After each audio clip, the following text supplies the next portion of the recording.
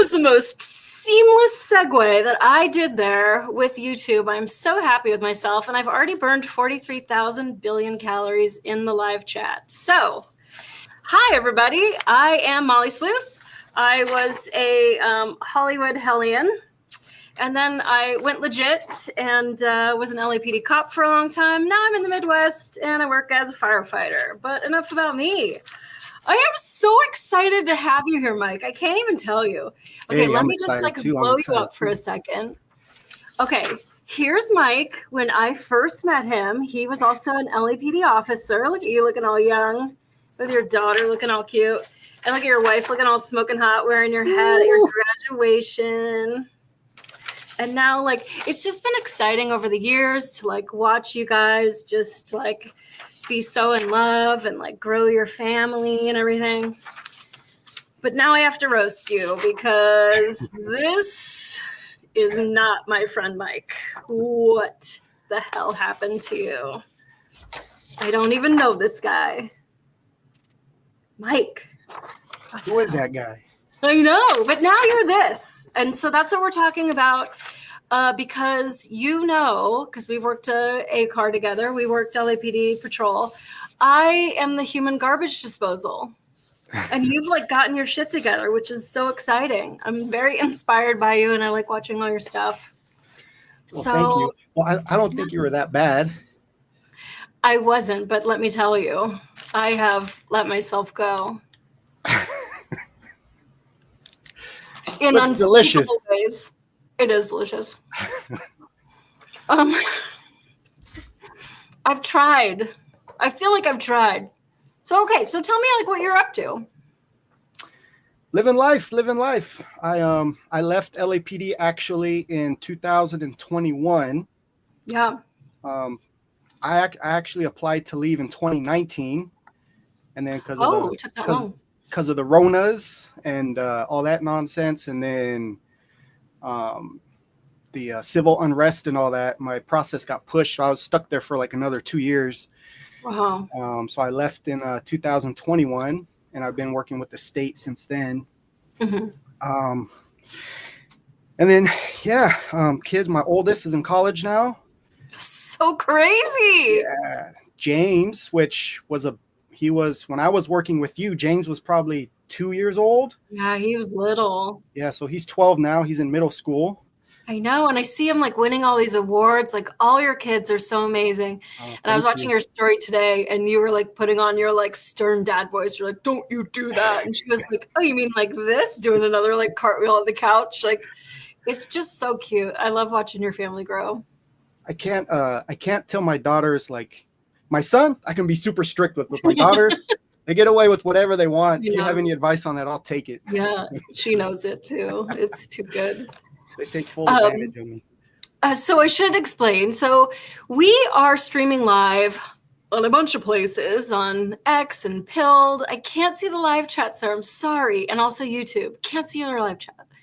But if you come into Rumble, I am watching the live chats on the Molly Sleuth channel, which has some serious emotes that you really need to step on in for. We'll explain those in a second. And on the Kate Awakening channel, because she's my baby sis, and I'm her big sis. But maybe I'm not going to be her big sis for long, because hopefully you can help me. You can save me. Make me cute again, Mike. Do it. I know. So on the Molly Sleuth channel, we have all these emojis, and tonight, you guys know that I love to switch them up. And tonight, there's all these people like dancing, lifting weights, and doing push-ups, and like all kinds of super action.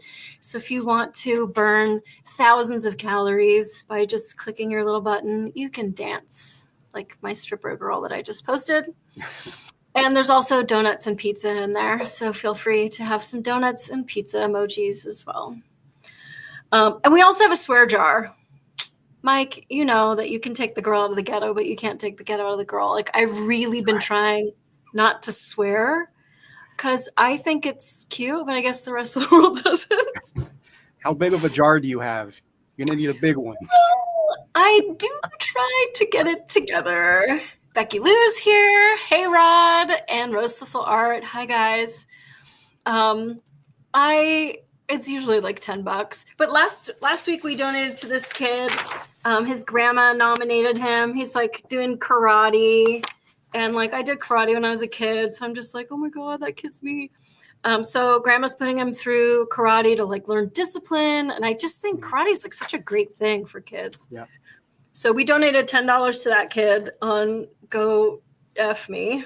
That place is a cesspool. I got to say, there are so many unspeakable things that I see on GoFundMe. And I have 3 new ones for tonight. So we're going to start the swear jar. I don't know if I've already swore.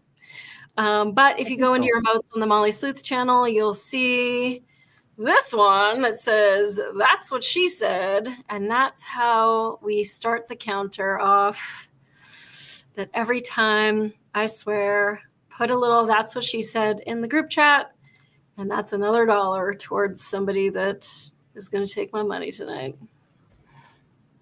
It happens. Love it. Okay, so I understand. So when did you start? Because you were super fit back in the day when we started LAPD. When did you start gaining weight? It was probably about 2 years into being an LAPD officer. Just when I got to West LA and got partnered up with certain people, we would go to, you remember the IHOP and the Norms on Pico, right? Mm-hmm. IHOP on Ohio, Norms on Pico. So we would go there every morning and I would just get pancakes and waffles and all that kind of stuff. And then the lunches were just terrible, right? Just eating burritos and a lot of, what's the pizza place with the free, they give you free pizza, LaMonica's. So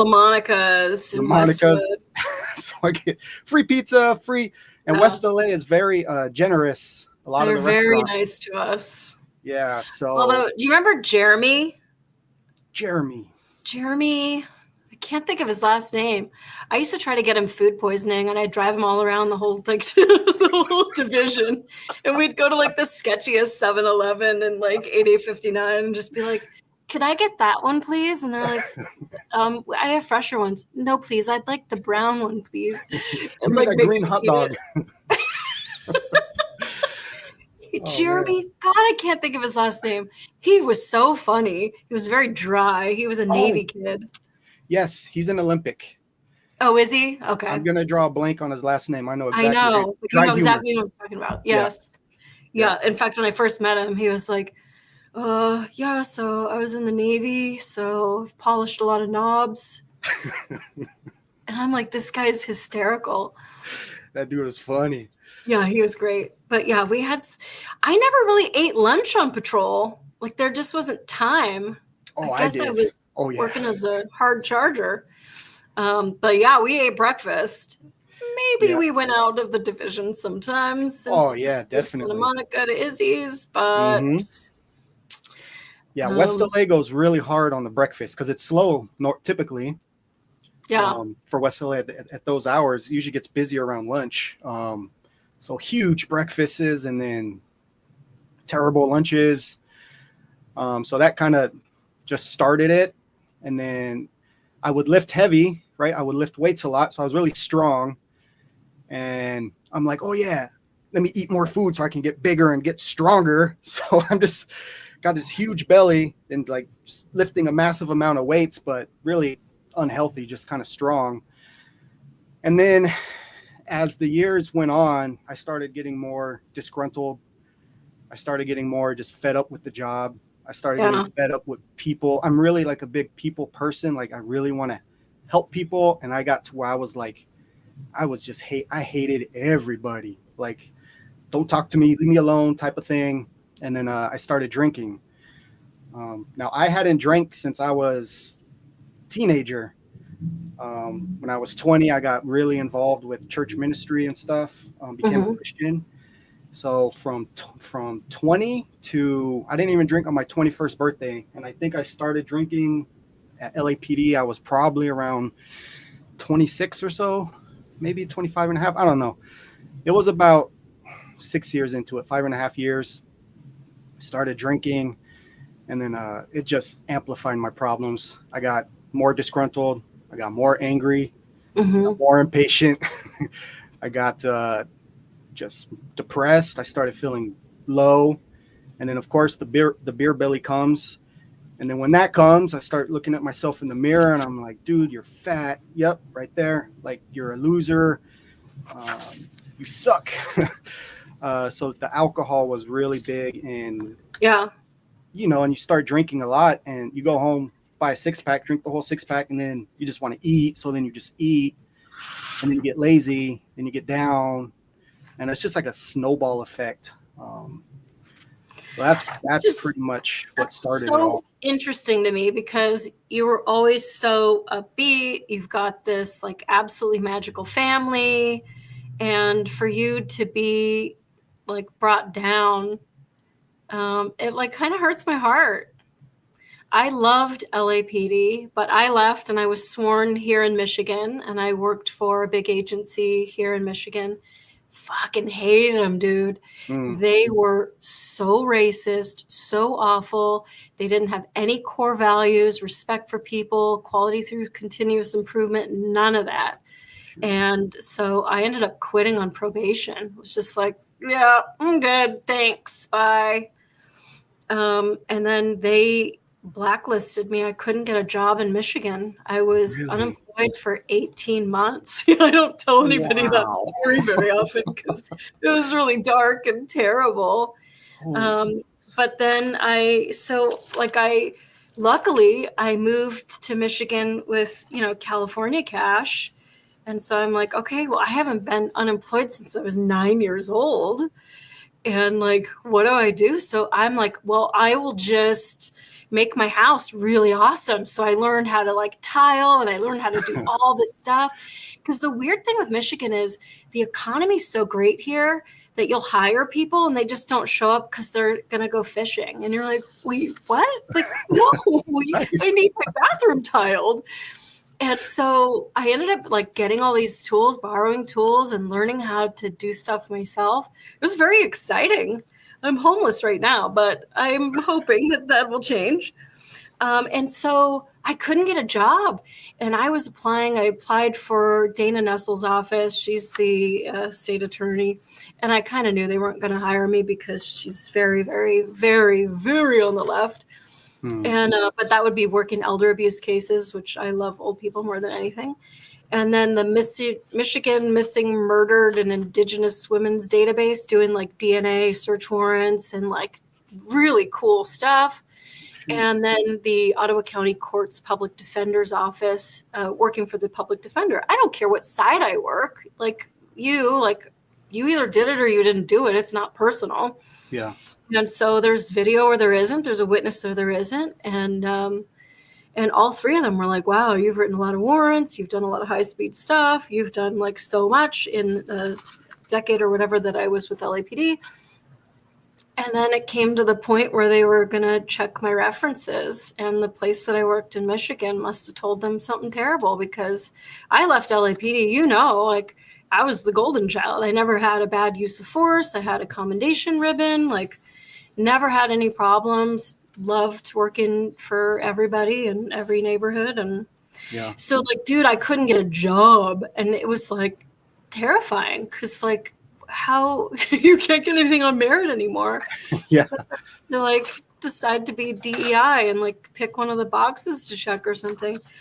Anyway, so through somebody that I met in Michigan, he was like, oh, the fire department is hiring for like a secretary. And I was like, bro, I'll do it. So then I got the job as the secretary. So I do all the admin stuff and training stuff and bills and all this stuff. And then nights and weekends, I'm a paid on call firefighter. So I get to sit around with my friends and do crazy stuff. Now this, I have to tell you, because you know what we used to make at LAPD, $16 an hour, sir, to go into a burning building. Oh, wow. I'm making a lot of money, yeah.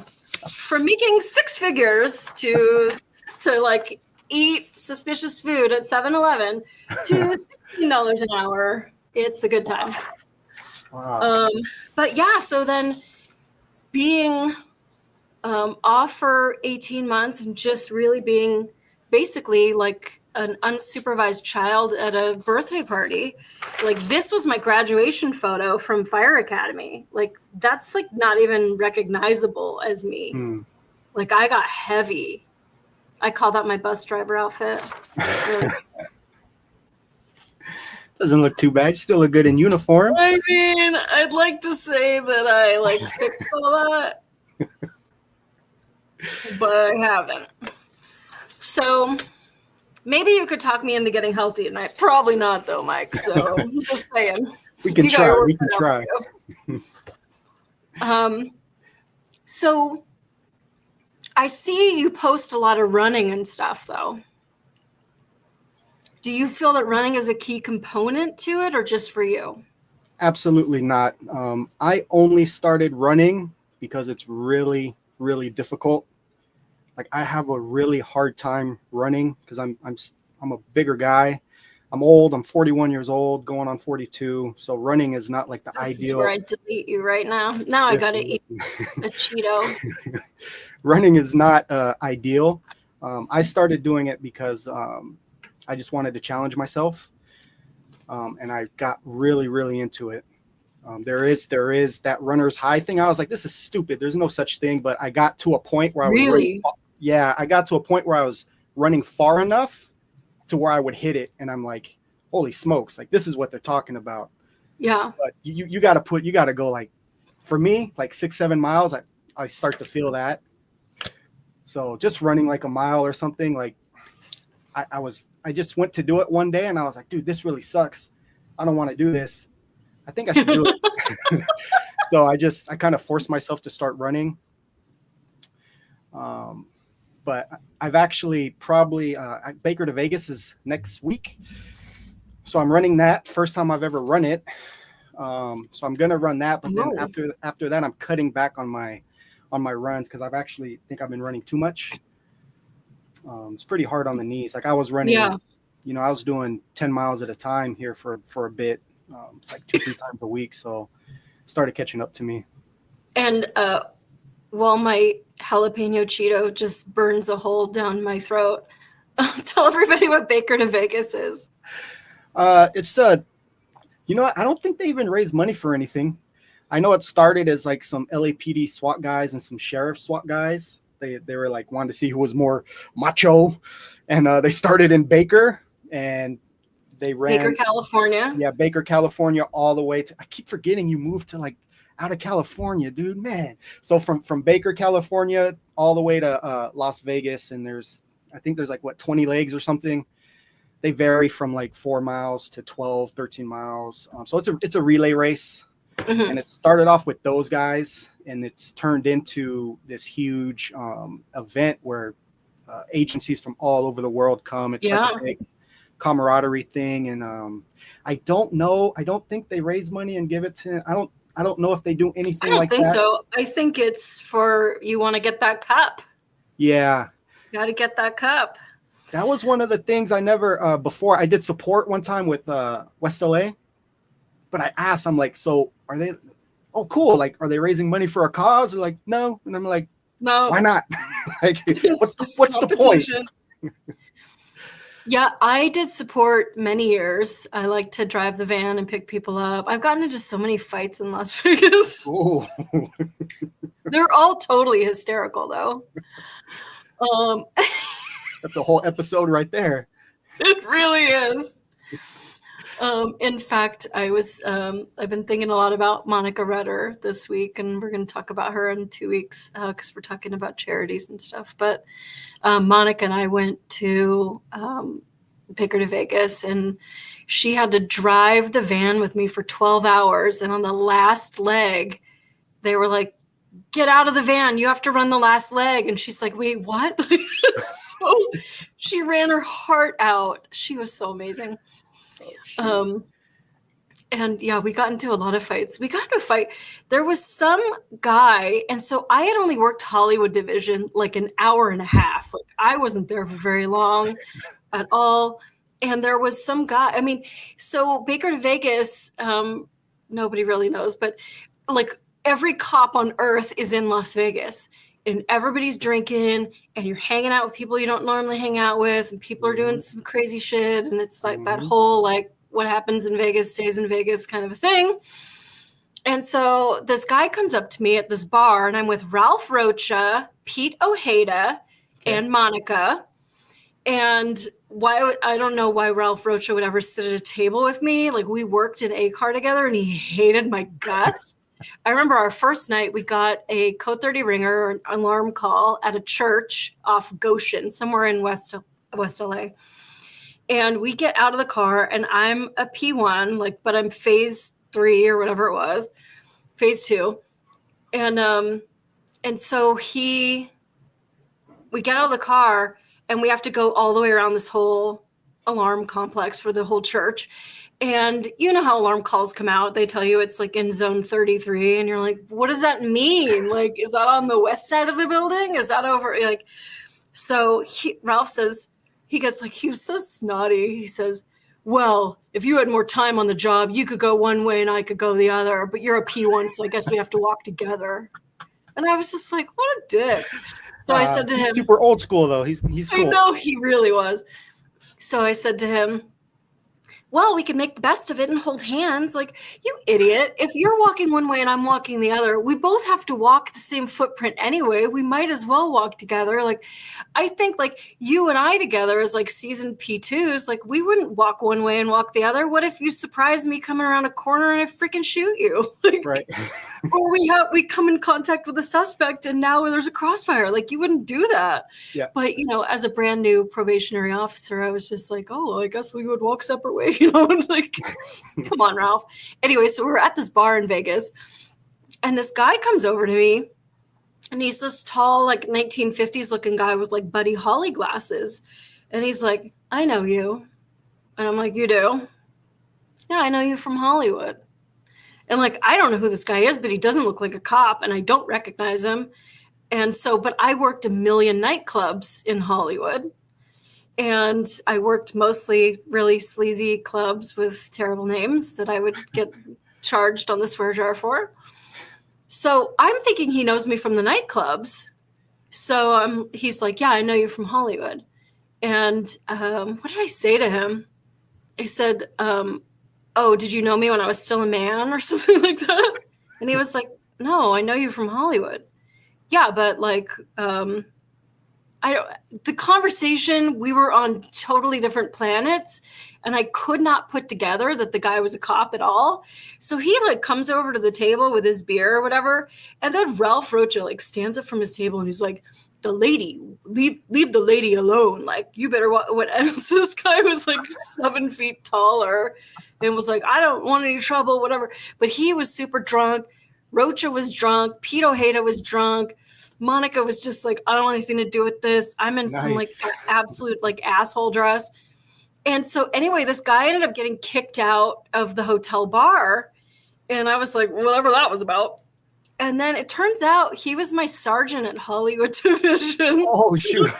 I didn't know. And so, whoops, sorry, sir. Oh, because I said, this is why it was super confusing too. I said, oh yeah, what watch are you? And he said, I had all the watches. And so I'm like, well, that doesn't make sense. That's not how you would say it. I was on all the watches. I had all the watches. I'm not talking about a watch. Like, then I was like, he doesn't even know about cop stuff. Unless you're the freaking watch commander. That's right. Which he was. And I didn't put it together. But he never said like, oh, I'm Sergeant so-and-so. Like, I had no idea. Trying to be a man of mystery or what? I think he was just drunk. Yeah, I think he was just drunk. But yeah, we had a lot of good times there. But yeah. Do you remember we went to I think it might have been a backup Man with a Gun. And because you look so innocent and sweet and you talk all nice and soft, right? Well, there was some person, I think it was a male black man with a gun. Someone put out a backup. We get there pretty quick. It was on Santa Monica Boulevard. Someone was in a car, like yelling at us, like, you can't stop him because of his race, right? Just chirping. You grabbed the gun from the dude's waistband. You pulled it out. I don't know if you remember this. No. And you started yelling at the person in the car. I did? Yes, that's my fondest memory with you. Oh my God. I wish it Yeah. was my fondest memory. I don't even I remember don't being that remember much your exact smaller. words, but you were like, "Look, he has a gun," and da, da, da, da, da. Like you just went off. You were holding it down. You were pointing it at him, but And it's loaded. it was kind of like, dude, we're here for a reason. It was awesome, and I was like, oh yeah, this chick's crazy. All right, I dig it. I do remember there was a backup that came out from the welfare office on Pico and Sawtell. And this guy was in the office blasting his ghetto blaster, whatever, radio. And they tried to kick him out. And he's like, screw you, I'm here for my check. And so they went to kick him out, and he like punched out the whatchamacallit, they punched out the security guard, but it came out as assault on a police officer. And we were like, who's there? Is it off duty? Like nobody knows. And all the undercovers were kind of there first. I remember Sammy Asmi was there, and this guy was just like booking. He was just running and running. This kid had like all the energy in the world. He was like 19 or something. And so I'm the U-boat, which means I'm all by myself. And so I just like pick a corner and hold it. And then it's like, okay, the airship says that he ran this way. And like, did he really pass Westwood? Okay, now I can like redeploy and go someplace else. So I just like pick another corner and I'm out. And I just hear the airship screaming my shop number, because like they don't know who's in the car. They just know what car you're in. And they were like, this shop number, he's coming at you. And I'm like, coming at me? Like, so I'm like pie in the corner coming around on some little side street on Westwood, and the guy is running straight at me. And they had the Vice, the undercovers had grabbed him a couple of times, and he fought with them and got out and was still running. And I'm like, dude, I'm by myself, and this guy's like, marathoner. Like, there's no way that I'm going to be able to whatever. So I'm coming around the corner with my gun out, and he's running towards me, and he's, obviously sizing me up. And I'm like, get on the ground right now. I'm going to blow your fucking head off right now. Get on the fucking ground right now. And he was just like, oh my God. And so he gets on the ground and he lays there, and I'm still kind of pieing the corner. And Sammy Asmi is like half a block away, and he has this confused look on his face. Like, why'd the guy stop running? I don't understand. And then he sees me, and he was like, oh yes, we got him. So Captain Solano came. We got the guy in custody. Everything was good. There was no use of force on the guy. And Solano came to like debrief. The whole division was there. I mean, this guy was running all over the place. He ran from Sawtell to Westwood. And so he, Solano was like, oh yeah, blah, blah, blah. And Molly got him. And I was like, I told him I was going to blow his fucking head off. He's like, you use tactical language to an effect an arrest, right? I was like, no, I told him I was going to blow his fucking head off. So then I went back to where his girlfriend was waiting for him at the welfare office, and I gave her my card, and I was like, here, I just want you to know my name, because I'm the reason why he's still alive today. Like, tell him to knock his shit off. But that was pretty fun. West LA was a good place. People give it a really bad rap, Mike, but I think it's a really great place to learn how to be a great officer, because you work other like busier divisions, and like crime just falls on the hood of your car, and you don't learn how to be a hunter. You're chasing the radio all the time. And we did so many obs arrests, good stuff. And we were like the highest in burglary for a while. We had a lot of bad people coming into West LA to attack the rich people. And I think it was a great place to work. I really liked it. I really liked Captain Nathan. And I mean, I worked some details and with some people that I wasn't a fan of, but But overall, even the everyone on patrol at West LA, there wasn't many that were like, oh, I got to work with him. Like 95% of everyone there was like solid, like really good. Yeah, it was really nice. I miss the clowns, but I don't miss the circus. Yeah. I had a good time. I was just, I don't know why, it just made me very, I just started getting angry at like everything, Well, there was a big political shift at that time with the whole defund the police movement. Yeah. So after LAPD, or after the agency here went belly up, and I couldn't get a job here. I reapplied for LAPD, and my background investigator said, so you're a great candidate and we definitely want to hire you back, but we're not hiring any white people right now. And I was like, what? What are you talking about? What do you mean you're not hiring white people? And this guy worked at another agency and he did backgrounds for LAPD.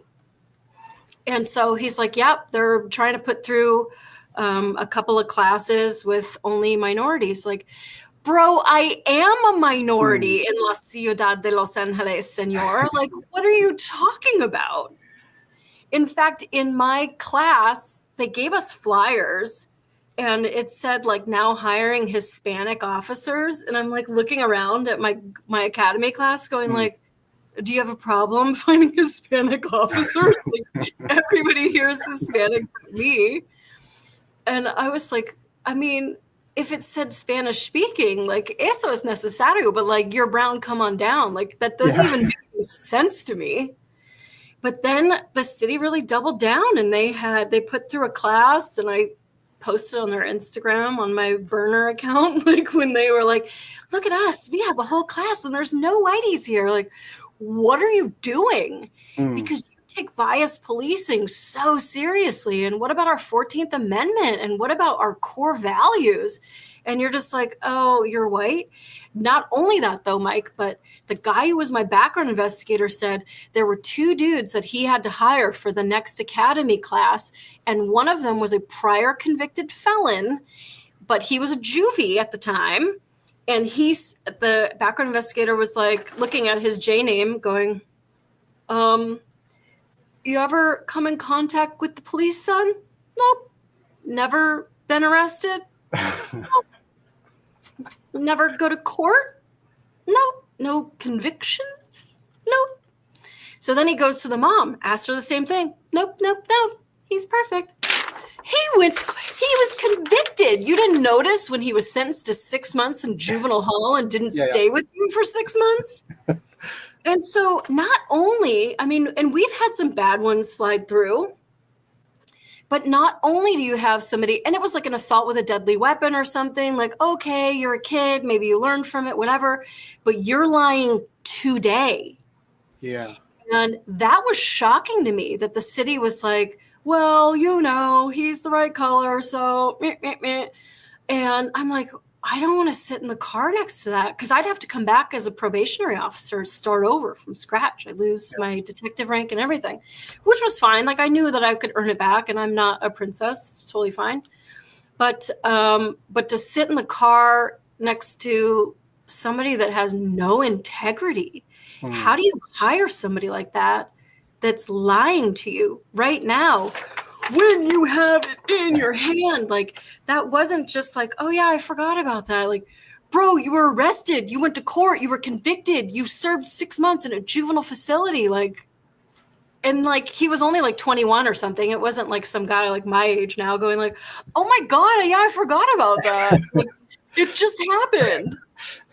And then the other guy, his girlfriend was some kind of a drug dealer and like gang affiliated. And they were like, well, he played football for such and such state. So what? Wow. Well, I know they're hiring now because they called me. Oh, did they? Yeah, they called and asked if I wanted to come back. This wasn't too long ago. Why aren't they calling me? And I was like, no, I'm good. I want to come back. Shoot. But you'd have to go back as a P1 because you've been gone well over a year. Yeah, I've been gone for 4. Yeah. Or just coming up on 4. So. And so what was the conversation like? I'm totally fascinated. I got a call. I picked up. He's like, hey, this is such and such from LAPD. I'm like, hey, what's up, man? He's like, hey, I have to call. We're calling people back that left to see if they want to come back. Like he sounded totally defeated. Like everyone probably just gives him a hard time. And I was like, oh, you know what, man? I thank you for the offer, but I'm actually okay. Thank you. Because he sounded totally defeated. Like, and then I heard that they are also sending, because a couple of guys in my office now are retired LAPD.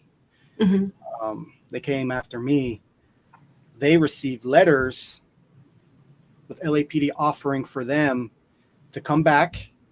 They will continue to give them, they'll come back at the position they left. So like the one guy was a D3, so he can come back as a D3, get his D3 pay, continue to collect drop. And it was called the I forgot what they called it, but they were sending out all these letters to retirees because so many people were leaving. They were just trying to get people back. They're like, hi, your phone number is on our We Fucked Up list. So yeah, pretty much, dude, what if they were offering these guys to come? One? Yeah, dude. So imagine if you had like a cush inside job. They're offering to let them come back, give them all that money, and still collect their drop. And I think they were still collecting their retirement on top of that. It was like a bunch of money. Like, come back. What? But they didn't go. They were like, nah. I'd go. I'm right here. I left working major assault crimes for Van Nuys division, and I really liked Van Nuys. You had a lot of hardworking people there, and I think it's a real like under the radar kind of division. But they have the jail right there, so as a detective, it was so smooth. You got to go talk to your guy. You got to go file your case. Like it's all right there. Nice. So it was great, and I had some really great bosses. I had a real ornery boss working. Burglary was where I first started, and there were these 3 old guys, and they were like the best of friends. And then here's me going, hi, and they were like, don't talk to us, like solve your cases and leave us alone. And they were so cool, and I wanted to be cool like them so badly. And I remember like Christmas came, and I don't remember what month I promoted, but the first Christmas I got them matching best friend like keychain charms or something, and they were just like, leave us alone. I was like, it's a 3-way, it's not a 4-way. I'm not trying to be in your clique. And then working major assault crimes, like that was really fulfilling to help victims of domestic violence like get a plan and get citizenship and get jobs and get out and go through the whole process of restraining orders and prosecution and stuff. But then I got busted a few times, Mike, because you know those bitches, they like to make fake reports against their boyfriends at the beginning of the month. And why? Because they would like the welfare money for the rest of the month, put him in jail, and let me have his check after he cashes it. And so I would go prosecute those girls. Nice. I'd call them in and be like, hey, yeah, so he hit you. Okay, yeah, so let's talk about it, blah, blah, blah, blah, blah. And at that time, I was teaching interview and interrogation tactics with Nanette Toosby, who worked West Valley Sex, who's just the most awesome interrogator I've ever seen in my life. And so I just talked to these victims, and then they finally admit that they falsified a police report. And I'm like, nice. Take it over to the city attorney's office. Let's file charges. Well, the guy, the boyfriend is a felon or whatever. Doesn't matter. He didn't do this. File charges. And so then my boss at the major assault crimes table was just like, stop. I was like, no, it's crime. Plus, I always think in terms of like bigger picture. So you go to pull this girl over next week for a stop sign or whatever. And now she's saying like, oh, I had $100 bill in my pocket and he stole it. I really think like you owe it to the universe to document that girl is a liar. And you have no integrity. And if that ends up screwing you later, like too bad. You falsified your police report because you wanted to steal your boyfriend's money for the month. Like that's totally wrong. Yeah. But all right, I see in the chat. Let me see here. You got to put some money in that swear jar. I know. Nobody's clocked me yet, though. I saw it. I was up to 5. I saw it. There was 5 when you told me your suspect story. 1, 2, 3, 4, 5. Okay, there's 5 in the swear jar on the Molly Sleuth channel. So on the Kate Awakening channel, it's my favorite Molly. Hi. The Louisiana Air National Guard called me every 6 months for 10 years after my last enlistment ended and I walked away. How do I get to be part of that? Because I'm old and fat, though. I don't know if they would want me, but yeah. And I like to eat a lot of Cheetos. So Circle of One says, I think you could both hold out and demand a Judge Dredd type leeway. I don't even know what that is. I don't think I'm cool enough to know what a Judge Dredd. What is Judge Dredd? Judge Dredd, like the comic or the Sylvester Stallone movie. I don't know. I feel Molly's way of thinking. Just last night I was watching really, Sovereign I haven't seen that movie in a long time, so I don't remember much about it. But it's like a futuristic cop or something. Oh, okay. I think. Is your ID BR Torgo? I don't know. English is new to me. Sorry. I feel Molly's way of thinking. Last night I was watching a sovereign citizen arrest, and I was telling my buddy they never go after the cons selling these idiots on sovereign citizen BS. Personally, I love the whole sovereign citizen thing. It's very entertaining to me. And Becky Lou says she doesn't notice my swears. Thanks, friend. You're the fucking best. Yeah, sovereign citizens. We had a few of them in West LA. Did you ever pull over sovereign citizen? No, I didn't do many traffic stops. I was the ped stop guy. Okay. But I went to several, additional units, or hey, let me get a supervisor, and like, ooh, let's go check that out. Because for a long time after patrol, I got in the transient unit. Oh yeah, that's right. So I was a Z car, so I could go wherever I wanted. So I would go to him all the time, and then I'd hear him talking. I'd be like, ooh, I'm just going to go stand over here and listen. I don't want no part of this. Yeah. Yeah. We had them a lot when I was working auto detectives because they would get their cars impounded because they were a free man and a free land, and I'm not driving, I'm traveling, and they don't need a license plate and all that malarkey. Tell it to the tow yard, sir.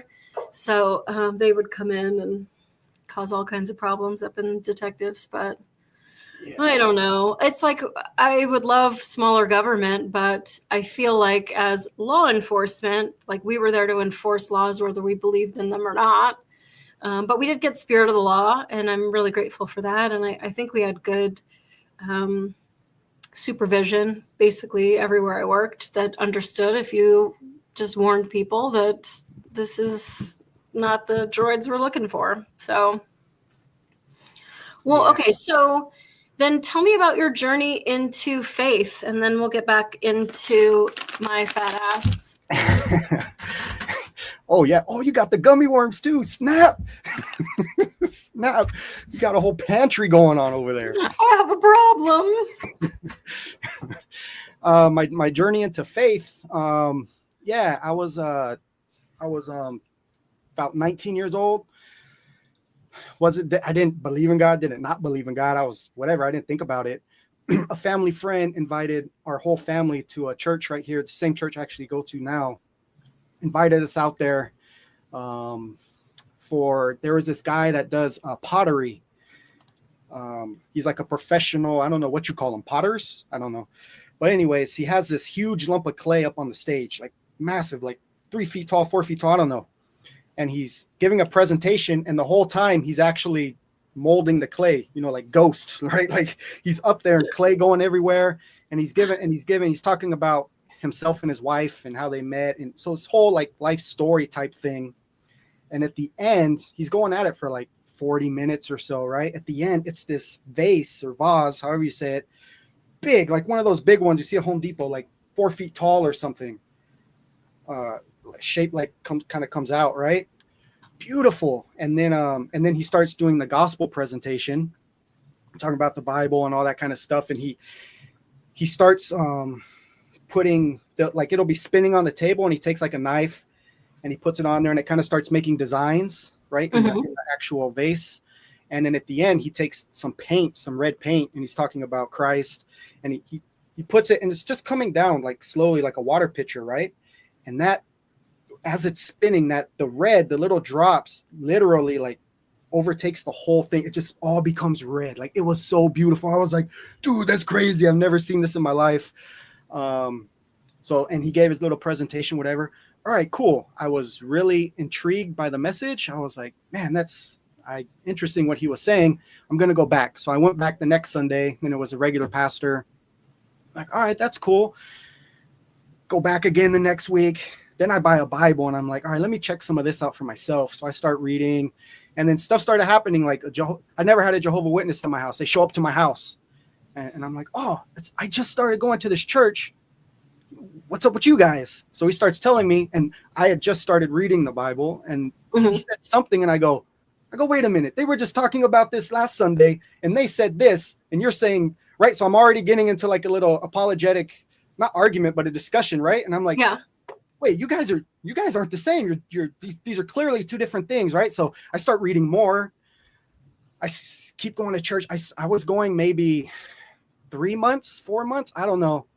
And then the pastor, his name was Pastor Steve Mays. He's passed away. He had a lot of medical conditions.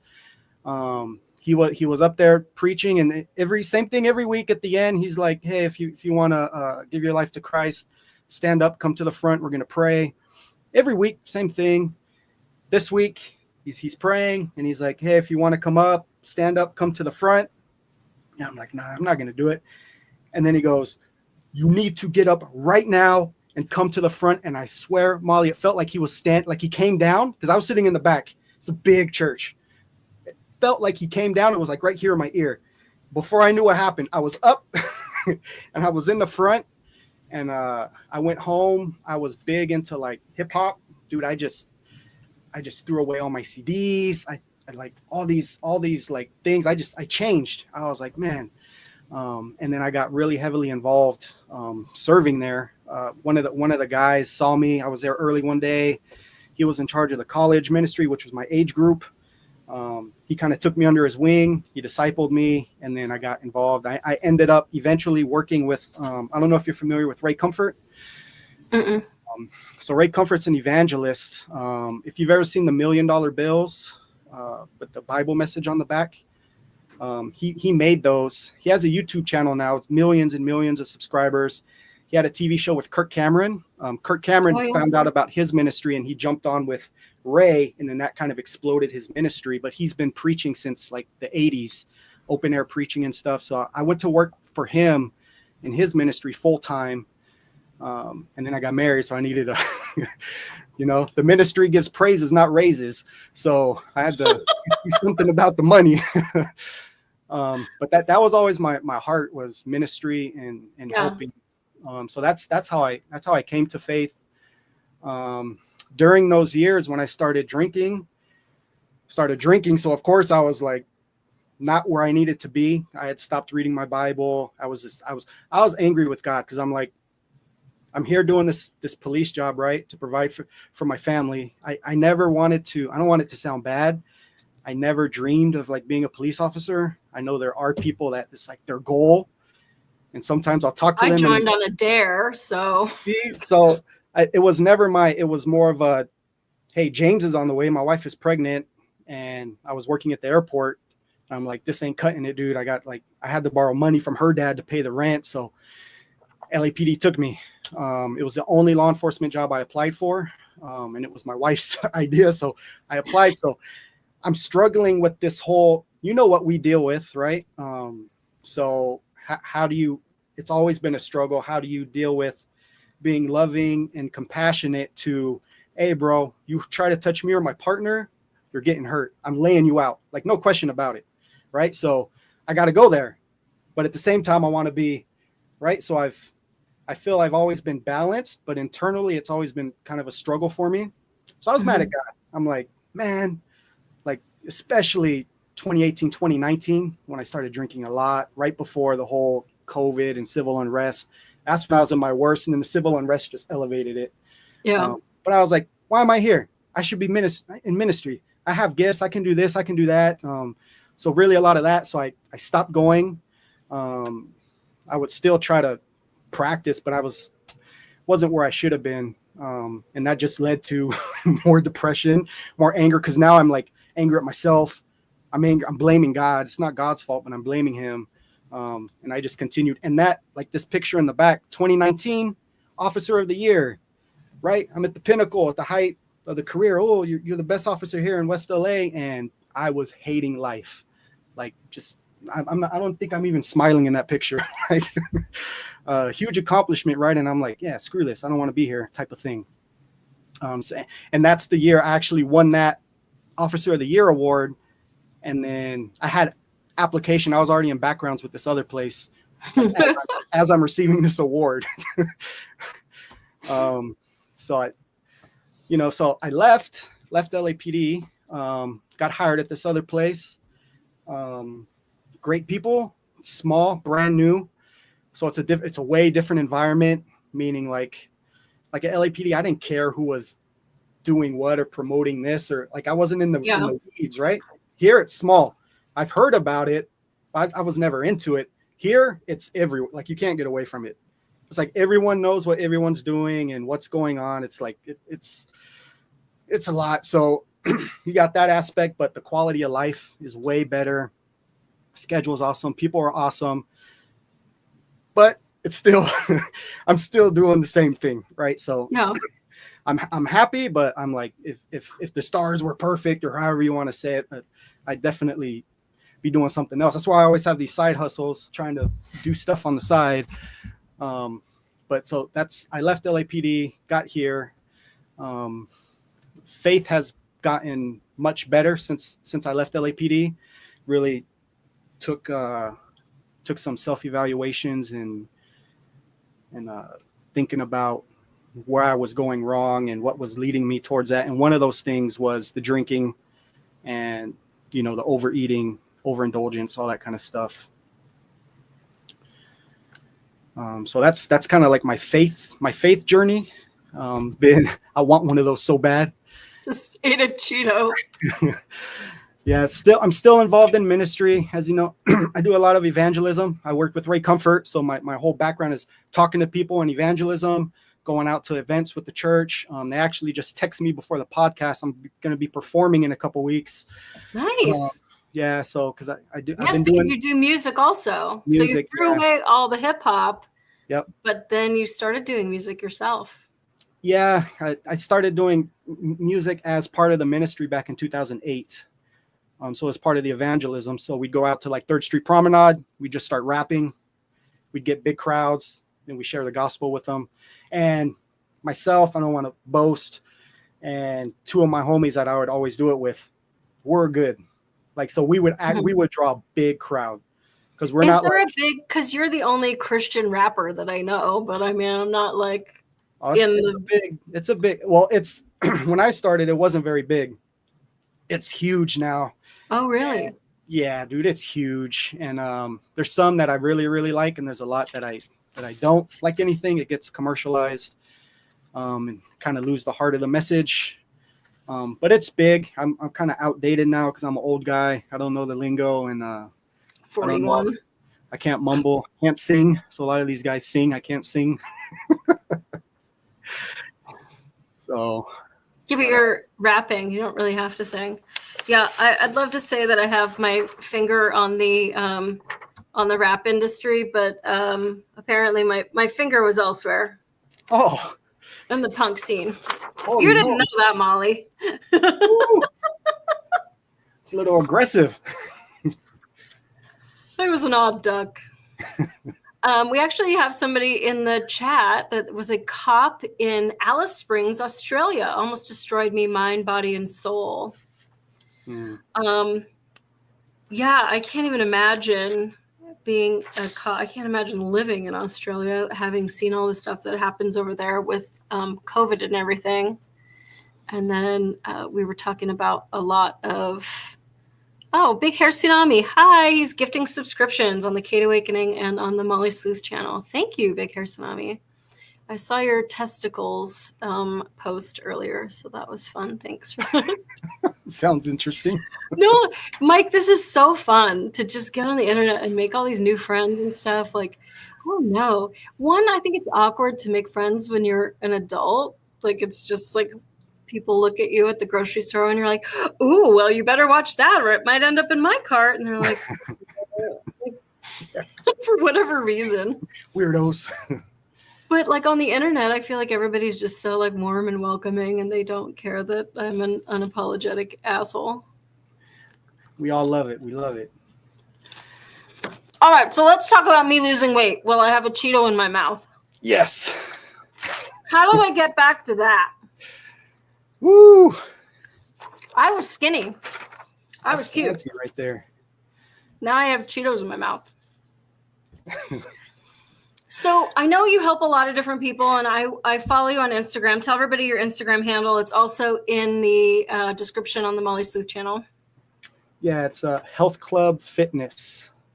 And club is with a K. Club with the K. Thank you. And so you just find people from all over. They don't have to be in LA. Correct. And you guys are all just sort of chatting through texting and an app and stuff. So explain how it works. Yeah, so it's it's all done mobilely through apps. There's an app for the exercises, the weight tracking, your weight loss tracking, and progress photos and messaging. That's all in one app. And then the other app that I use is Zoom, which is for a weekly call, or if I notice you're not doing too well on the program, I'll hit you on a one-to-one. I'll get you on the Zoom so that we can talk. Mm-hmm. On that app with the workouts and everything, I can monitor what you're eating, when you're working out, how long you're working out, how many steps you took in the day. I don't have to see the video. I'll know if you track it, if you don't cheat. I'll see it. And then if I had discipline, I'll send you a message. I'll be like, hey, let's try to do better tomorrow. If I had discipline, sir, I wouldn't need your services. Hey, let's do better tomorrow on that. So those are the apps. There's basically two apps that I use. And it's great because if you're in another country or another state or another city, like we don't have to worry about finding the time where we can come together and work out for 1 hour, and then you leave, and the rest of the week you're off doing whatever, eating whatever, doing whatever you want, as opposed to that part. I could actually track you on the app. So it's actually more convenient, and I think it's a lot more productive that way. Yeah, I know they say that accountability is kind of everything. And when LAPD, remember we did one of those like weight loss challenges with the whole division, I think? Yep. And I was doing it with all the detectives upstairs, and it was just fun because it was social. You could trick me into doing anything if it's social. Yep. But as far as like doing stuff by myself, like I don't want to wake up at 4 a.m. and like sweat on my carpet and like. Yeah. And one of the most beneficial aspects of the program, I think, because really the nutrition is really, really simple. It's just a matter of following it. And there's a gazillion videos on YouTube. There's a gazillion guys out there doing big, strong guys, way stronger than me, doing all these exercises that you can look and see. So we have all this available to us. And I tell this to my clients, like, you have all this information and knowledge available to you. It's not the knowledge that you're lacking. It's implementing it, and it's the accountability, and it's the community. So I think the biggest aspect of the program is actually the weekly calls and the one-on-one communication. That's all it is. Someone that's there. And there's a lot of, because my Instagram feed is flooded with it because my algorithm is with coaches. Yeah. And like, man, these guys will come up and like, there's this one guy, young kid. I don't know how old he is. He's got to be in his 20s, but his videos are always like, hey, fat ass, get off the couch. I'm like, bro, who are you talking to? Like, really? That works for some people. Some people really love that, like, drill instructor. It motivates them. Get some. You better give me 30. Yes, sir. Like, they love that shit. Yeah. It doesn't work on me. There's like the David Goggins, like, hey, get up and do it. But then there's guys out here that are like, because they see a couple guys do it, they're actually pretty, what's the word I'm looking for? They're just outright disrespectful. Like, to people, like, bro, you're supposed to be here helping people. I mean, people go to dominatrixes to get spanked and pissed on, so I don't know. Yeah, I never thought of it that way. But yeah, like, I'm more motivated by, you did a whole push-up. You're the greatest thing ever. Like, thank you. I can maybe do another one. Like, that motivates me. But to just yell at me, like, I don't even hear it. You know, it's like when you're in the academy and they're yelling at you to, like, catch up. I was always on the little end, meaning I was running slower than the rest of the class because I'm more of a pack mule than a cheetah. And they would yell at me to like catch up with the class. And it's like, bro, if I could catch up to them, that means I could run faster than them. And I feel like we've already established the fact I can't run even. It's not going to happen. So exercise, if it's social, I will roller skate forever. Love to roller skate. Waiting for it to get warmer because there's still frost everywhere. But running, like you talk about a runner's high, I get a runner's low. Like I can't imagine anything that feels worse than running. Yeah. And it's what's funny is everyone's like, raw, workout. It's really 85% of it is just nutrition. It's just being in a caloric deficit. True. Yeah. It's just an education of, so I was lifting weights, doing all this stuff. I didn't know how to count my macros and my calories. And that's essentially all these programs that you see online. They're all the same programs and they use the same apps. That's where I got it from. It's just, if you can stay on point with the nutrition, the workouts is just going to amplify your weight loss. You can actually drop a ton of weight just off nutrition and walking. So you don't have to be like the detectives, we did Weight Watchers together, and it was the Points Plus plan, and it was awesome. And like you would find, like it really fed my inner like cheater. Like, oh shit, if I stick all this spinach in my mouth and then I eat like a bite of my Hot Pocket, like I can eat this whole Hot Pocket and then I'm more full than just eating the Hot Pocket. Like I'm cheating because all this spinach is free. Like, yes. And so it like totally tricks your like inner fat kid into being like, you're getting good stuff. And like you can still have the pizza, but you put all these vegetables on it and you don't have the pepperoni or whatever. And so it was so interesting because Gail was my D3 working major assault crimes at West LA.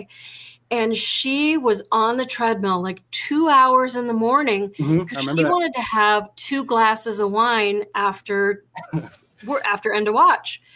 And I'm like, I'm not getting on the treadmill for a minute for anything. Why would you do that?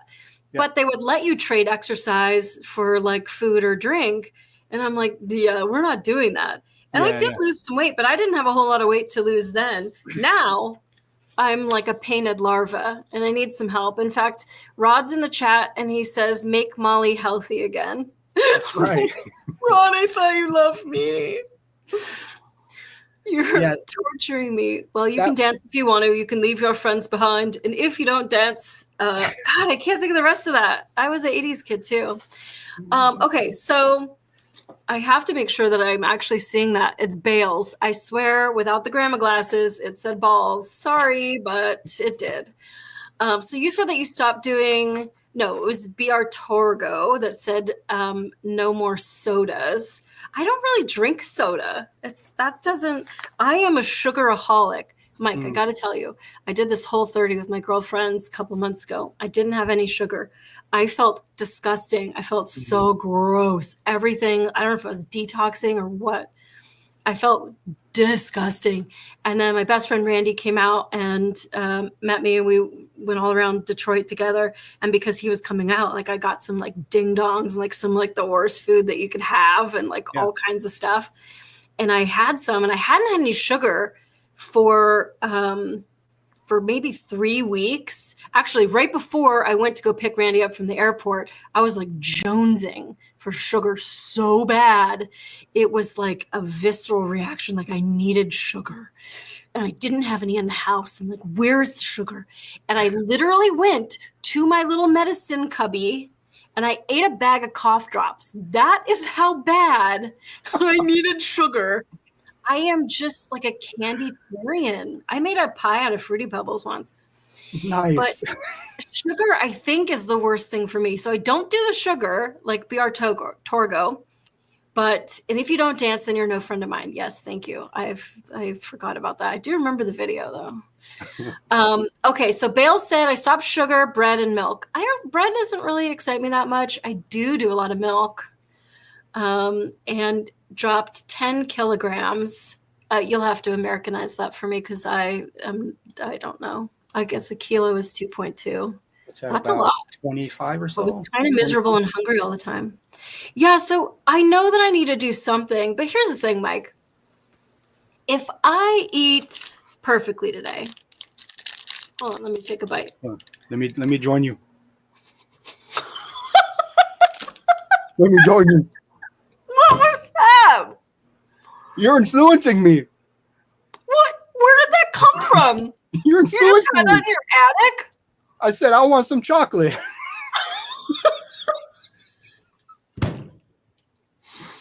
But how did it get in your attic? You don't worry about that. You're a fraud. You just want to see me miserable so you can eat your donut. Delicious. Okay, if I eat absolutely perfectly today, I still wake up fat tomorrow. How do you even get started? Small wins.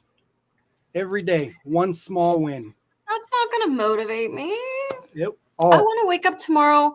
I want to say, if I throw this out right now, which I'm not going to, so don't even think I do, then I'm going to wake up and look like a supermodel tomorrow. And then I won't eat one again because I'll be like, well, I don't want to ruin what I've just created. Yeah, no, it's common. People will be like, oh yeah, I did really great, especially in the beginning. Oh, dude, I'm doing great. I did all this workout. Oh, I'm eating perfect. And then 4 days in, oh man, I had a slice of pizza. I can't do this. Hold on, dude. You ate good for 3 days. You messed up today. What about tomorrow? Let's try to get back on track. That's constant communication through the app. I'm like, hey, dude, no problem. You'll be fine. 80%. If your diet's good, 80% of the time, I'll have a donut. I'll have pizza with the kids. Birthday party. You can eat like that. Yeah. And no, still I see your cheat meals. I see your cheat meals. Yeah. So you can do that and still lose weight. You want it to be sustainable. You don't want it to be something that's like drudgery. You're not looking for. I look forward to eating my food. I'm like, dude, this is actually pretty good.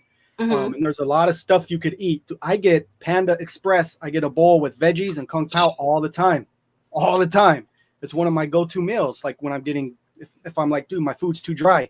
There's food out there. You can get a Chipotle bowl. You can manipulate the rice, like do half a bowl of rice or just do lettuce, right? There's ways that you can manipulate it. It's not, and I don't want my clients to look at it as a diet. It's changing how you actually see all the food you eat. So I can go to a restaurant and be like, all right, I'm just going to pig out. I'll take whatever. Cool. I'll be good for the rest of the week. Like I'll eat good. Or if I don't want to pig out, I could find stuff in a restaurant. It's not going to be the greatest, but it's not going to be terrible. Like you can still enjoy life and lose weight and not be like super heavy. So it's totally possible. And once they get going and they start getting used to counting the calories and all that kind of stuff, kind of like what you're doing with the Weight Watchers with the points, I'm sure it was a very similar counting system. Yeah. If you could keep some, like you had a little extra every day and you could use it every day and still be on your little trajectory. Or you could save it all for one cheat meal at the end of the week. But then at the time, the end of the week comes, it's so exciting that I stayed under my points all week. I didn't want to do it because I'm now I'm ahead. I'm going to do it even faster. It was very motivating. And there were so many free things. You could take an apricot and put fat-free Cool Whip on it and some nutmeg, and it tasted just like pumpkin pie. And so, but it was also just fun to come to work and talk to everybody, how many points do you have left? And it was very social and fun, even though Gail was drinking her 9 points of wine and getting on the treadmill forever. Everybody had a different way of approaching it. And I think really your weight, barring a medical condition, your weight really is the culmination of a lot of habits all together. That was you living. Even that face isn't even recognizable as the Mike that I know because you have all of this here. So you're saying there's hope for me. I feel like people are going to make me do this, and I feel like I'm gonna make you do it. I'm gonna make you do it. It's totally doable, and it. I have a twist now. Oh man, you got the whole pantry. I went to the liquor store today, and the guy was like, "Will that be all?" I was like, "Yeah, I feel like that's enough." Having a rough day. Shoot. The fastest way to lose weight is Mach 1 or faster. During 9/11, the pilots in my unit lost 24 pounds of water weight flying from NOLA to Florida. Here's the problem with that. I haven't drank 24 pounds of water in the 50 years that I've been on this earth. So there's not, it's all burrito. Yeah. Those guys are amazing, man. The stuff they put their bodies through. Yeah.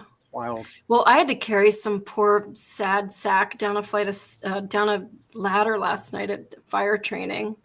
Like they were like, "Okay, you got to carry them down the ladder." Like, are you sure you don't want to put a helmet on? Sometimes I just leave. They're so beat up. I'm like, why do they even hire old ladies for this stuff? Like, I guess I'm just stupid because I'm like competing with all these 20-year-old kids that are just like, "Yeah, let's get some." Like, okay, let's get some. Yeah. And then so sugar. So like the diet, you're saying just make small changes, and that there's not anything like, oh, you've got to do keto or you've got to be bread free or sugar free or whatever. Because I saw that you had a Coca-Cola the other day with your little meal. I saw a can of Coke. Coke Zero. Coke Zero. Yeah. All right. So Coke Zero. I've been drinking energy drinks for, I don't know, 15 years, almost every day. So I'll do zero, like Monster Zeros. You can lose weight and eat bread. It's gonna depend on what your carb number you're trying to hit. So like some of the guys I have on the program now for their breakfast, it's like have some eggs and then a piece of sourdough toast to get your carbs.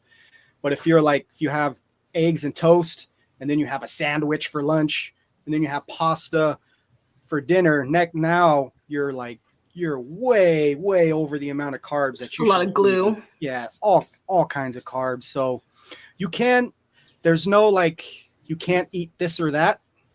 You can literally eat whatever you want, but it has to fit in the numbers that I give you. So that's going to eliminate some stuff right off the bat. It was sounding really good for a little bit there.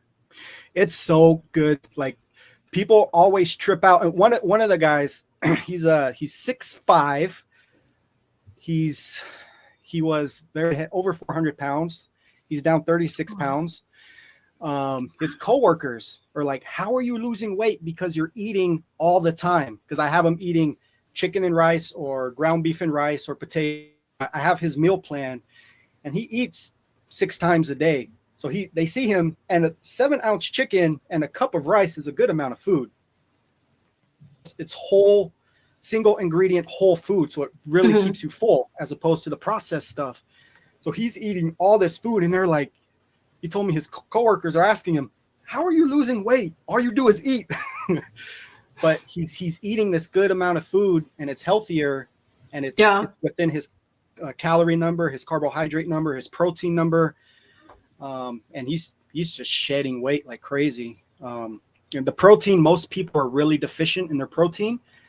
And when you're in a protein deficiency, you get a real, you really want sweets. You really want like chocolate, candy.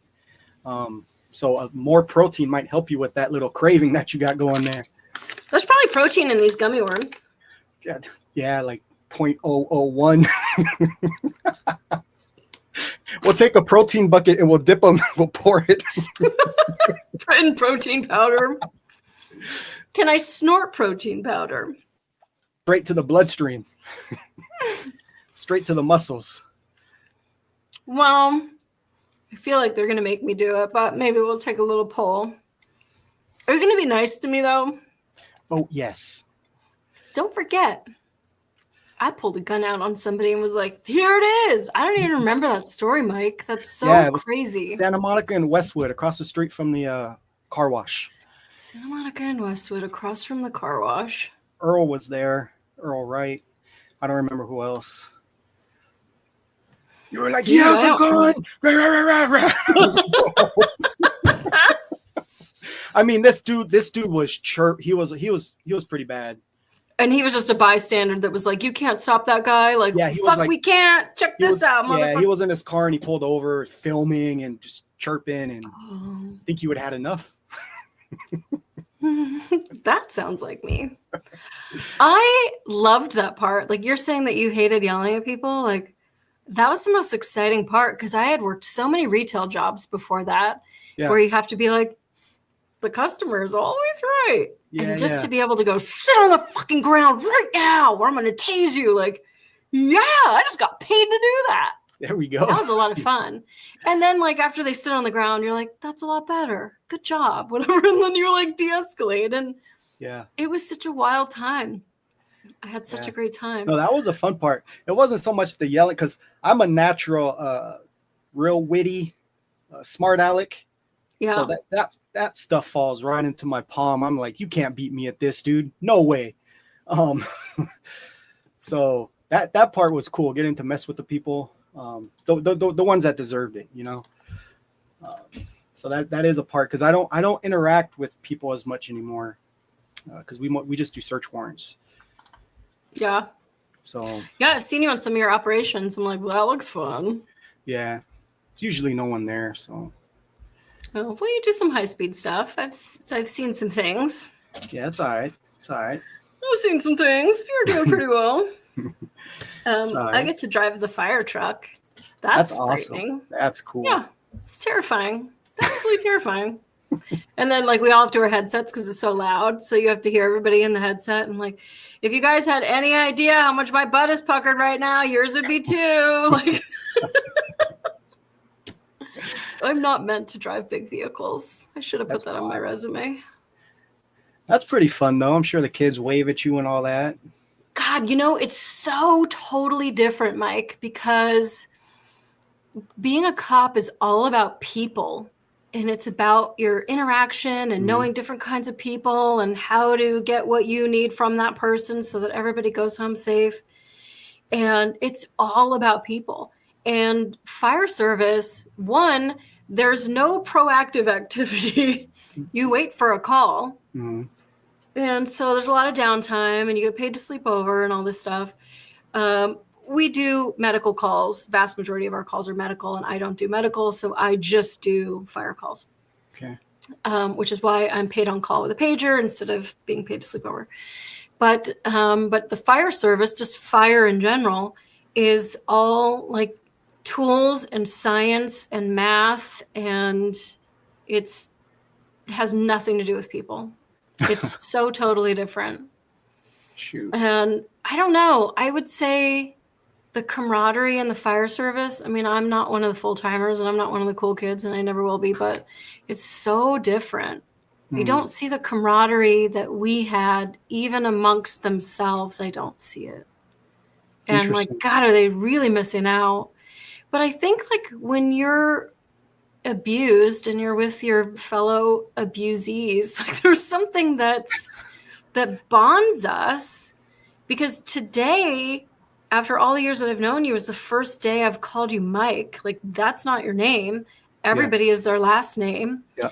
You don't even know the last names or the first names of half the people, or are you married, or do you have any hobbies? Like, there's so much we don't know, but sitting in the car with that person and knowing, like, I would do anything for you, and knowing that hopefully you would do anything for me, and that we're going to be safe and we're going to have some fun, and, you know, sitting in the car with somebody new and going, what do you want to get into? What do you like? Yeah. Do you like dope, guns, drugs? What do you like? Money? What do you want to find? Like, filling them out. I like gangsters. Like, I like no front plate tickets. Bro, get the fuck out of my car.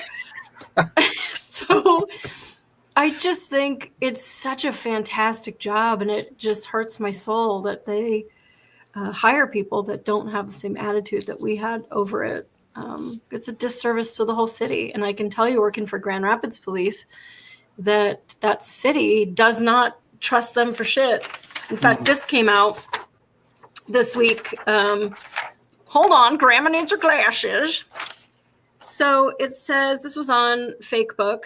The Grand Rapids Police Department will soon be featured in an upcoming television series on the Investigation Discovery Network, providing unprecedented access to the department's operations. And I got to tell you, there were 148 comments, and I think 2 of them were positive. Shoot. And that's terrifying. Yeah. And I think what Grand Rapids doesn't understand, I mean, they're a city of, I don't know how many, 250,000 people or something. So it's not a big city, I mean, in comparison to Los Angeles. But what they don't get is the vast majority of people are a victim of crime or a witness of crime. You need them to back the badge because they're the ones who are going to go, hey, he went in my backyard. Like, oh, cool, thanks. Or to when you're getting your ass beat in the middle of the road and your radio is like 3 car lengths down, that they get in and help you instead of film you. So they just don't get it. And also as an agency, the bullies don't get dealt with because the upper brass is like the good old boys that they're like assholes too. And you had some really good officers there, people that were really young, fresh, wanted to work, wanted to do the right thing. And like then you see the higher ups just get kind of like pickled and lazy and just let all kinds of craziness. One of my training officers had me drive him all over the city every day. Now I got to go get my hair cut. Now I got to go get free food over here. Now I got to go meet some chick for lunch. Now I got to go pick up some shit from Craigslist. Like, it's like, when do you start your workday, bro? Yeah. Like we could eat on duty if we were free, but like you better pack some lettuce in your taco. For those of you at home, that means you have to have tickets inside your daily log. And so you better substantiate your paycheck in some way, make some stops, answer some calls, like not just like, oh, I got this badge and now I can go get a free haircut. Like that guy was just, man, like the antithesis of what LAPD was. And I mean, there were days where, I did things that were just like, I don't want to ever have that day again. Yeah. Where I worked really hard or I worked a lot of overtime or something on some big arrest but I think on the whole, I think they did take care of us. And I think in that discipline, because I know that I am disciplined, maybe not when it comes to Cheetos, but I do have that discipline like at work and knowing that, all right, it's all fun and games, but now there's a call and, the tones drop and you got to go. But I think in that structure, having that structure and knowing, bro, if you do that, you're not going to have a job anymore. I think I always liked my teachers that were a little bit more on like the firm side because you know exactly where you stand. And it was always the ones that were like, hey, we're all buddies here. Yeah, but how do I pass your class? Like, I don't like not really knowing where the parameters are. So I don't know. It's so sad that Grand Rapids is such an unapologetic piece of shit, but there it is. That's crazy. Yeah, when I first left LAPD, I made a video on my Instagram 4 years ago where I was talking about all you guys that I know in LAPD, be grateful for what you have. I know it's tough. I know it's hard, but the training and just the officers, the way they conduct themselves, because I got people in my agency that are from laterals from all over the place. Everyone's a lateral from somewhere. And we work with guys that are from Sacramento and all these small counties and all great guys. But I've seen some things where I'm like, hold on, bro. Like that wouldn't fly where I'm from, or the way they talk to people. Nah, we don't. Yeah. Right. Like we always had, I had a rule when I worked at Harbor. I was taught by a P3, like never disrespect the gangster in front of his girl unless they really like deserve it. Like you kind of treat them with the same level of respect they give you. Like a lot of these guys are just straight out the gate. Like, hold on, bro. You haven't even talked to me yet. Like, so the people and the training that you get in LAPD after I left, I can look back and like really, really appreciate it. The policies, everything. You're like, wow, dude, I'm at, that's actually not bad. There's some stuff that's since I left and I'm sure sucks, like that whole, what is it? Preemptive stops or all that kind of stuff, whatever. But for the majority, it's like, no, dude, it is literally probably the best agency in the world, you know, in terms of skill. Yeah, I miss it.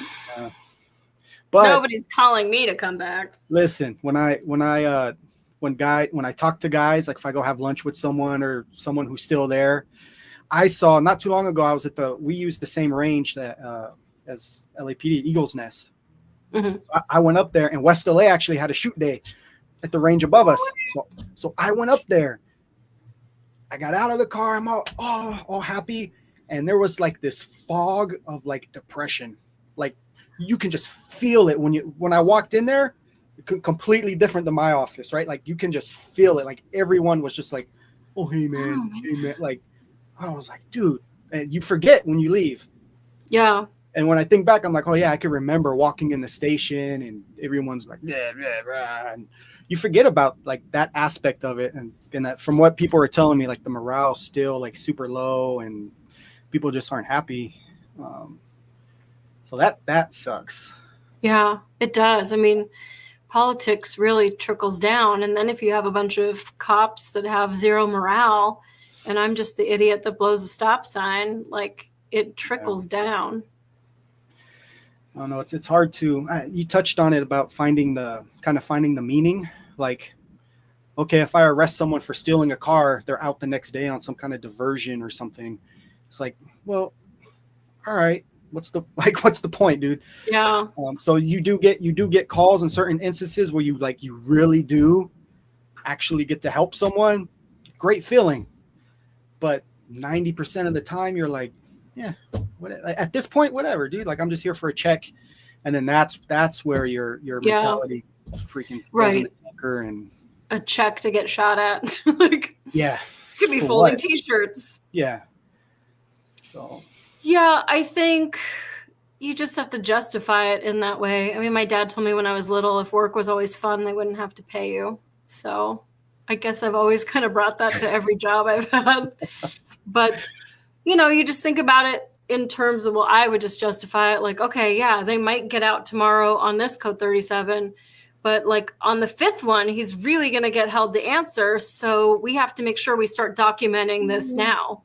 Nowadays, yeah. And that sucks. But you also look at it in terms of like recap and you're like, well, I got an arrest. I got a Frank in the tank. So, yeah. It's just, why are the firefighters always at the Waffle House, or is that just my city?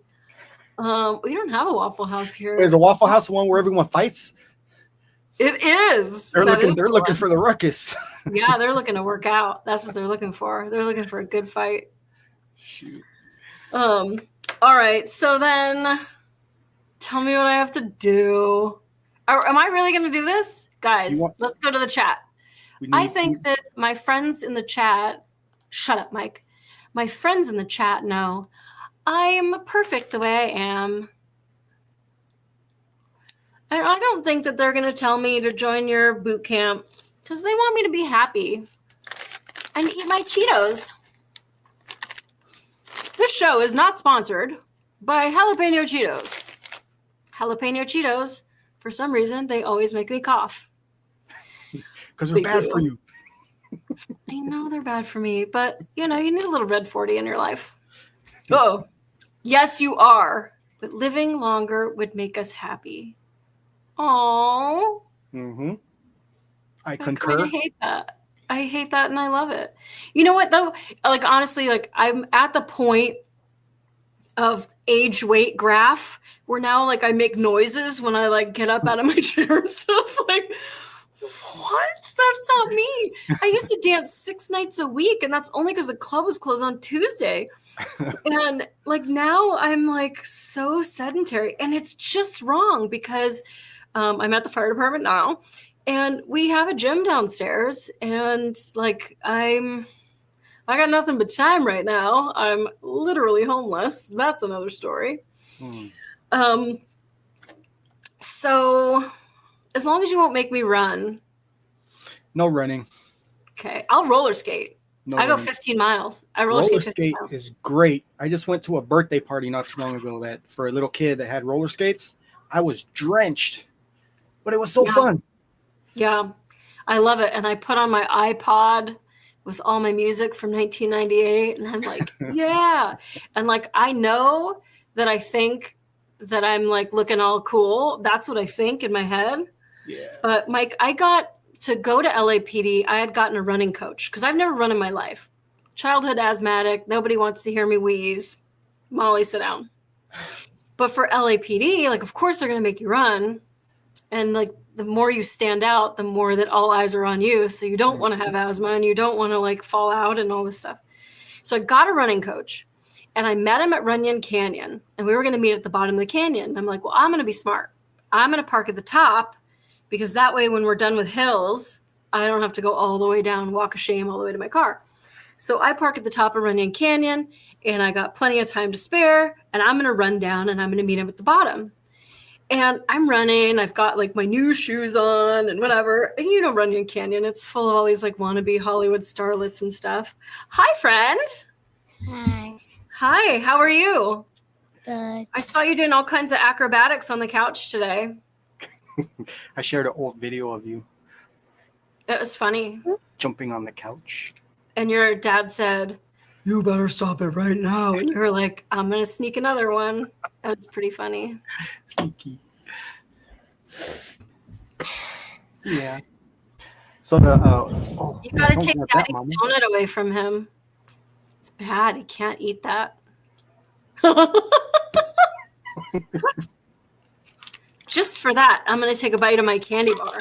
What do you think about that? Get it all in before the program starts. I'll eat it all tonight. That's right. I won't. So what happened with the running coach? Mike, I'm running down this hill, and this whole thing happened in my head. I felt like I'm running like so effortlessly. Like this isn't as hard as I thought. And I felt like I had a really good pace. I felt like I had a good form. I was passing people. Nothing hurt. I wasn't wheezing. And I felt like a cheetah. I felt so amazing. I'm like, I don't know that I need a running coach. I'm doing really well. And I get down to the bottom of the hill and I'm just feeling so good. And the first thing this man says to me is, you run like an out of control panda bear. Some awesome encouragement right there. Oh, shoot. I probably did. Wow. But all right. Well, it looks like they're making me. So I will join. I will text you about it tomorrow and we'll get started. Yeah. And then but will you come back in like a month? And then we'll have a little like. See where you're at? Two things. You have to come back in like a month so we can like say how it went and how grueling it was and all that. And number two, if you make me take one of these, nobody on earth but you will ever see it for the rest of my life. Yes. I don't even want to look at that. I have more chest hair than you also, by the way. You'll notice on my Instagram page, there's a couple before and after photos of a couple clients. Yeah. And then there's ones that aren't photos that are graphs. Yeah. So those graphs are people that did not want their photo shared. So I don't share I ask them first. Yeah. I just don't want to throw their stuff out there. And then I also on the graph, I'll ask them like, hey, is it cool if I share your weight? So I think all those graphs, the weight is actually cut off. So you can't see how much they actually weigh, but you can see the scale. So I don't share people's info if you're thinking about joining. But I do ask. The photos are really funny because like half the people take them and half of the people don't. Oh, really? It's kind They're of not that funny though, because I used to be cute. It's interesting because I think now I'm Jabba the Hutt with lipstick. No, not even. But it's funny because I think people taking a picture of themselves and like you're actually sitting there looking at it. I was like, when I took that picture, I'm like, this is embarrassing, dude. Like, I don't like how I look. So it's really hard for people to take the photo, but I super encourage it during the program because there's going to be times where your weight is not going to move, but you're going to be losing body fat. You're going to be losing weight, but your weight stays the same. You'll see that in the photos. So your body's going to hit, it's going to plateau, but you'll notice your rings or your shirts, like your waist, things will continue to get smaller. And then eventually you'll have another big dip and you'll keep going again. So that's you have to like go photos. Get everything I own is in storage right now. I'm going to wear winter boots like until I get a new place. Like I don't have anything. I'll be exercising in a turtleneck. I'm sweating right now. I don't know if you can see, but I'm like, spring is here and my housing isn't. So I'm going to have to like go out and get like a little workout outfit and some trainers, sneakers, whatever you call them. Yeah. Those running things. Yeah, I'm telling you, 80% of it's going to be the nutrition. Okay, yeah.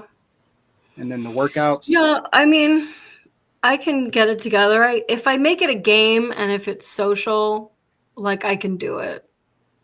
I don't have any discipline, but I'll do anything for socializing or to like make a joke or whatever. And yeah, you'll love the weekly calls. Okay. Yeah. Guys, well, you heard it here. I'm gonna get my shit together. Okay, speaking of shit, let's get on to these GoFundMes. Okay, so usually the GoFundMes I pick are from like outer space, and these are people that are just ridiculous and I don't want to give my money to. I'd rather die. But today I picked 3 on your behalf along the lines of like health and fitness. So the first one we have is actually from Michigan. They don't have any money yet, but they want $1,654 because they want to get an AED. Those are the paddles, clear, but it's a portable one. And because this mom, she's like a soccer coach and she does all kinds of like kids events and she's a Girl Scout mom and whatever. And she says that because there's more of a need vaccine for kids to have an AED, she wants it with the pediatric pads. So there's that one. That's number 1. And then number 2, this daughter of a firefighter in South Carolina wants her dad and his coworkers to have a treadmill for the fire station. Right now, this doesn't even make sense. So there's a lot of scams on GoFundMe. I'm not saying this is one, but she says that while on duty, that he and his crew that are supposed to be responding to 911 calls have to leave their area to go to Planet Fitness to work out. Can you imagine getting a call and you're like, So at any rate, that's a treadmill for some firefighters. And then that would be number 2. And then number 3 is this girl in Texas. She's only 29. She's already lost 170 pounds. I mean, that's nice. Amazing. And she wants to remove all of her skin. She's got $440 towards her $5,000 goal for surgery to remove that skin because she was so motivated that she lost all that skin or lost all that weight. And there really isn't anything to make that skin snap back when you're that motivated and you lose weight that fast. There will not be a surgery on me. I won't be losing it that fast. Nobody will notice. But anyway, her insurance doesn't cover it. And so that's what she wants to do with that. And so those are the 3. I guess I'm the 4th charity, but we already know I'm throwing money behind that. Take my money, Mike. Okay, so let's have a little for our swear jar. How much is in the swear jar? Do we know how much I swore tonight? Usually about 10 times, but I think I might have gotten a little crazy tonight. But yeah, I counted at least 9. All right, well, we'll say 10. Rosa Slart's back. Hello. Rod, are you still in the chat? Do you want to give me a number of what I owe? And also, guys, if you're out there, which one are we going to send my swear jar money to tonight? The AED for kids, the treadmill for firefighters, or the skin surgery for a girl in Texas? We'll wait to hear the tallies. Call now. I think it was about 15, Rod.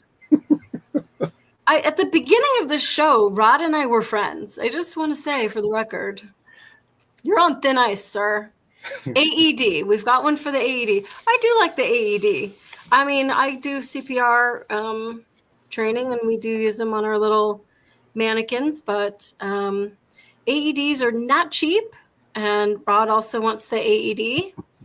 They're not cheap, and they don't last forever also. So we've got a lot of places in the city that I work now that have them, and that's great, but they don't last forever. And so it's a big expense, but it's worth somebody's life if you use it once. It's absolutely paid for itself. So, all right, we're going to go with the AED, and we're going to go with 15. So good on that. Hiking Cat Lady. I just got here. Sorry I'm late. Well, hi, Hiking Cat Lady. I don't know if you're seeing this live. But hello, and welcome. Okay, so $15 for the AED. I'll do it. And is that a record? Did you set the record with me? I might have set the record with you. Let's go. Well, you know, we were talking about old fucking times and shit. So I really did not set the record with you. I'm sure I've probably cussed like 200 times in a show before. And then people started saying to me like, tone it down. Get it together. And I'm like, I don't even notice saying it at all. So now this is like me trying to get it together. But all right. Dude, Mike, thank you so much. This was a lot of fun to just catch up and see you. And you look fantastic. And I'm just so happy seeing your little family grow up and move up in the world. So thank you. I'm looking forward to see how this goes. Listen, once you get my before picture, you're probably going to send the ambulance for me and be like, nah, what? Nah. I didn't even know a human body could be so deformed. No. Don't think like that. And we're going to win. Anyways, we're going to win. They say if you have a coach, you're 70% more likely to succeed in hitting your goal. So all right. I got you. All right, then you got to come back in a month so that we can tally up my wins. I'm a little scared. I'm a little skeptical, but let's do it. So, okay. Oh, again, give everybody your Instagram handle. Health Club Fitness, the club with a K. Yes, I actually have it in the little corner right there. I made a little thing for you today. You can find it H Club or Health Club. They both pop up. Good. Yep. And then next week, Danielle is back, and we're going to have an odd one. It's going to be a lot of fun. We're doing a debate, and it's like a problem-solving debate. It's hard to explain, but it's going to be really funny, and, it's going to be Danielle and I. And the week after that, we're Average Joe Patriot is going to be here, and I'm very excited about that. And we're doing a whole thing on the grifter generation, like this obsession with tip jars everywhere and crowdfunding and like all the losers and liars on GoFundMe and all those platforms.